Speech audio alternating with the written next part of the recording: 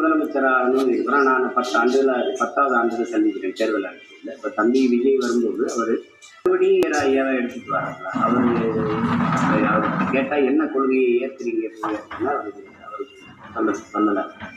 அப்புறம் அது மறுபடியும் அதே திராவிட அரசு எந்த அரசியலை வீழ்த்தணும் நம்ம அரசியல் கோட்பாட்டை எடுத்துட்டு வரோம். அப்புறம் திராவிடமும் தமிழ் தேசியம்லாம் ஒன்று தரணும். என் சொந்த பணத்திலும் கொடுக்கல, மக்களின் காசை எடுத்து மக்களுக்கு கொடுக்குறேன். அதில் ஒரு ஏமாற்றம் நினைக்கிறேன், பெருத்த ஏமாற்று. 10.5 லட்சம் கோடி கடனை தொட்டுட்டு எந்த நலத்திட்டமும் நிறைவேற்றப்படலை. தலைநகரோடு சரியான சாலை இல்லை, தலைநகரோட தரையிட்ட மின்சாரம் தர முடியல. ரெண்டாவது மழைநீர் கழிவுநீர் வழிந்து கூட ஒரு வாய்க்கால் இல்லை. அப்போ இந்த மாதிரி இருக்கும்போது ஒரு குப்பை மேலாண்மை கூட சரியாயில்லை. இப்போ 10.5 லட்சம் கோடி எங்கே வந்துச்சு? கல்வி முழுமையாக கொடுக்கப்படலை, மருத்துவம் தரம் உயர்த்தப்படலை.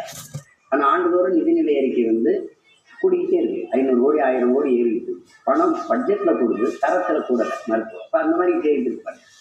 அப்போ இந்த கட்சி ஆட்சிகள் இது 2000 கொடுக்குறீங்க, அது 2000 கொடுக்குறீங்க. இவர் 2500ங்கிறாரு, ஒருத்தர் 3 எரிகாட்டு உருளைங்கிறாரு, அது சிலிண்டருங்கிறாரு, இவர் 6 சிலிகாட்டு உருளைங்கிறாரு. இது கேட்கும்போது சிரிப்பார், எங்கிருந்து எடுத்தீங்க கொடுத்து. இல்லை, மற்ற கட்சிகள்லாம் கம்யூனிஸ்ட் கட்சிகள் இருக்கு, அவங்களோடலாம் நீங்கள் அவங்க அதான் அவங்க தேசிய உரிமைக்கு நிற்க மாட்டாங்க.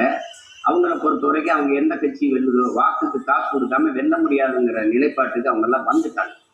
அப்போ திமுக இருந்தால் அரசு கொடுத்து வெல்ல விட்டுரும்னு நினைக்கிறாங்க. விசிகா பாமக இருக்காங்க, அவங்க யாருக்கூடயாவது பேசுனீங்களா? ஏதாவது ஒரு இல்லை, அவங்க சரியாக வராது. நாங்கள் பொது ஒரு நாங்கள் பொதுவாக வரும்னு சொல்கிறது காரணம் அதுதான். இப்போ நான் ஒரு கட்சி உங்கள் சாதியை சேர்த்துக்கிறேன், அந்த சாதி போடாது. இங்கே சாதிக்கு எல்லா சாதிக்கும் தலைவர் இருக்கிறாங்க, எல்லா மதத்துக்கும் தலைவர் இருக்காங்க. எல்லாருக்கும் சேர்த்து ஒரு அரசியல் இருக்கா? அப்போ ஒரு அரசியல் வேணும்ல, அதுக்கு தான் நாங்கள் இதோட சேரல. இவரை சேர்த்தா வராது, அவரை சேர்த்தா வராது. இதுக்குள்ளே போய் சேர்ந்தால் நானும் ஒரு கட்சி ஆயிடுவேன், ஒன்னாப்தி பார்ட்டி ஆயிடுவேன். அப்போ இதுக்குள்ளே போய் கூட்டணி வச்சுவேன்.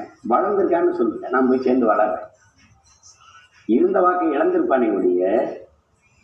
இல்லை, அது புரியுது. ஏன் நீங்கள் தனியாக இருக்க நம்ம தலைமை 2000 2500 கொடுப்பேன், 6 கொடுப்பேன், தாலிக்கு தங்குவேன், அப்புறம் வெல்கம். ஆனால் நீங்கள் அப்படி யோசிக்கலையா? அண்ணன்கிட்ட அதிகாரம் வந்ததுன்னா நம்ம குறைந்த சீட்டு எடுத்தாலும் நம்ம அதிகாரத்தை வச்சு சில முடியும் நம்மளோட இது அப்படின்னு.